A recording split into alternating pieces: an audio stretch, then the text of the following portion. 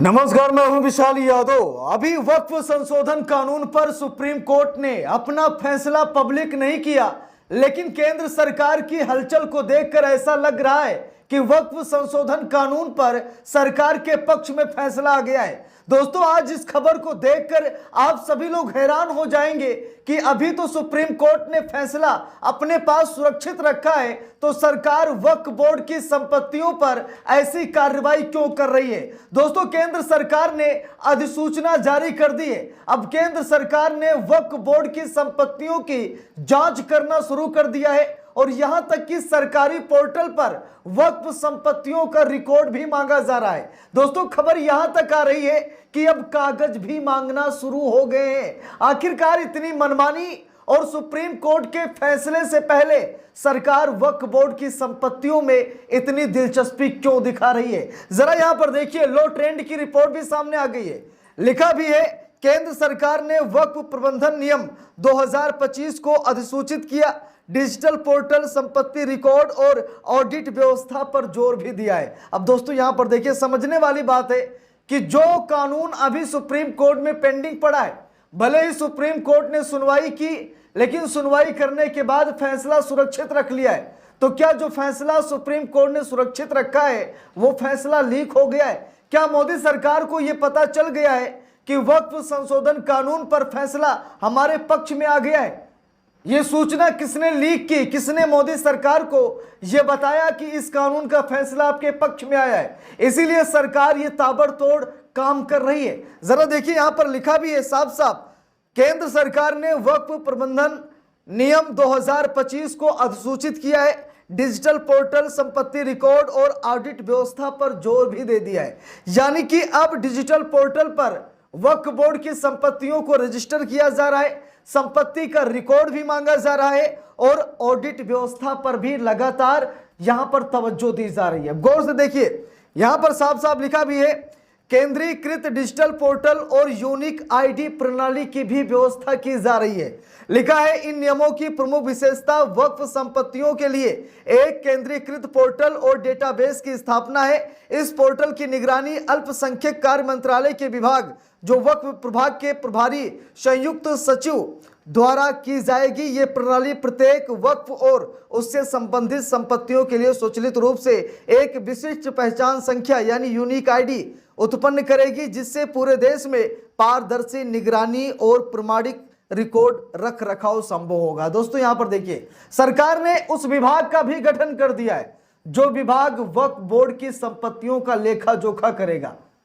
देखिए यहां पर और सरकार ने क्या किया है, नोडल अधिकारी और राज्य स्तरीय सहयोग इकाइयां भी सरकार ने बना दी हैं।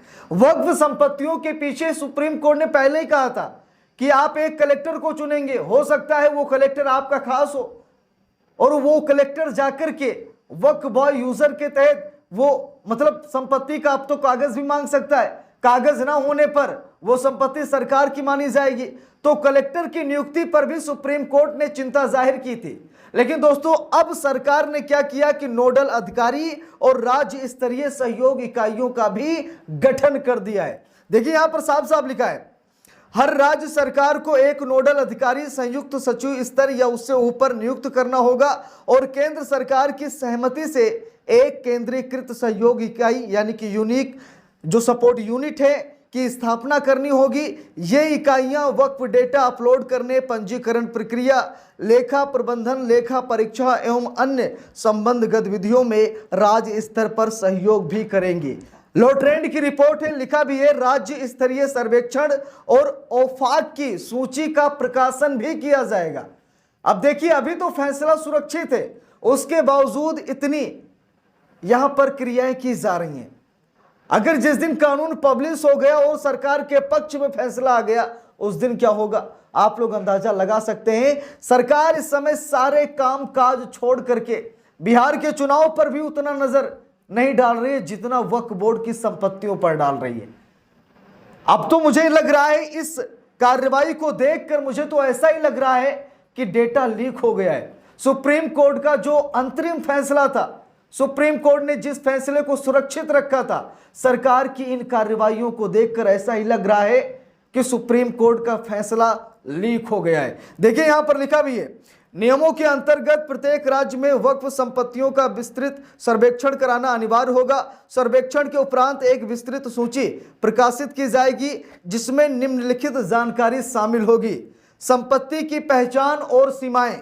दूसरा है वर्तमान उपयोग और कब्जाधारी, वक्फ बनाने वाले व्यक्ति का विवरण, तरीका और तिथि, वक्फ का उद्देश्य, वर्तमान मुतवल्ली और प्रबंधन संरचना। देखिए यहां पर आपकी सारी जानकारी मांगी जाएगी कि आपने अपनी संपत्ति वक्फ बोर्ड को दान क्यों की, आपके पास कागजात क्या हैं, आपने कैसे दान किया, दान करने का कारण भी बताइए। दोस्तों हम सभी को पता है कि वक्फ का मतलब यही होता है कि अल्लाह को दी गई वस्तु। अब लोगों की भावना है, हम हिंदू हैं तो हम मंदिरों में दान करते हैं, हमारा उद्देश्य क्या होता है, हम किस लिए करते हैं, ये तो सभी को पता है, लेकिन हम उसे लिखित में सरकारी कागज पर कैसे प्रमाणित कर पाएंगे, जरा बताइए मुझे। अगर आपसे ये कहा जाए कि आपने अल्लाह को अपनी संपत्ति दान की है तो आप इसका प्रमाण पत्र दिखाइए, तो आप कहां से लाएंगे, क्योंकि दान की गई वस्तु का कोई प्रमाण पत्र की जरूरत नहीं पड़ती है। अब सरकार कागज मांगेगी कि आपने जो अल्लाह को दान किया है कहीं सरकारी मुहर लगी है, आप वो मुझे कागज दिखाइए। और अगर कागज नहीं दिखाएंगे तो पहले तो ये खबर सामने आ रही थी कि जब आप कागज नहीं दिखाएंगे तो जो आपकी वक्फ बोर्ड की संपत्ति है वो सरकारी संपत्ति हो जाएगी और आप पर कानूनी शिकंजा कसा जाएगा। यहां तक की खबर सामने आ रही थी कि आपको उठाकर जेल में डाल दिया जाएगा। लेकिन दोस्तों सरकार इतनी जल्दबाजी में ये काम कर रही है, कुछ समझ में नहीं आ रहा है। देखिए लो ट्रेंड की रिपोर्ट भी है, लिखा भी है गलत वक्फ घोषणा की समयबद्ध तरीके से जांच होगी। अगर किसी ने गलत तरीके से किसी भी संपत्ति को या फिर वक्फ बोर्ड ने इस बात की घोषणा कर दी कि ये वक्फ बोर्ड की संपत्ति है तो समयबद्ध तरीके से उसकी जांच भी कराई जाएगी, यानी कि तुरंत उसकी जांच होगी। देखिए लिखा भी है जहां वक्फ घोषणाओं पर विवाद उत्पन्न होता है वहां जिलाधिकारी द्वारा संदर्भ मिलने के 1 वर्ष के भीतर नामित सरकारी अधिकारी को जांच पूरी करनी होगी। समय सीमा भी दे दी गई, जिसे हम सभी को बताया कि वक्फ बोर्ड के पास धारा 40 थी जिसका नए कानून में खात्मा कर दिया गया है, जिसके तहत वक्फ बोर्ड किसी भी संपत्ति को वक्फ बोर्ड की संपत्ति होने का दावा ठोंकता था। एक तो धारा खत्म कर दी गई और कई ऐसी वक्फ बोर्ड की संपत्तियां हैं जिस पर विवाद बड़े लंबे समय से चल रहा है। ऐसे में सरकार ने एक नियम और बना दिया है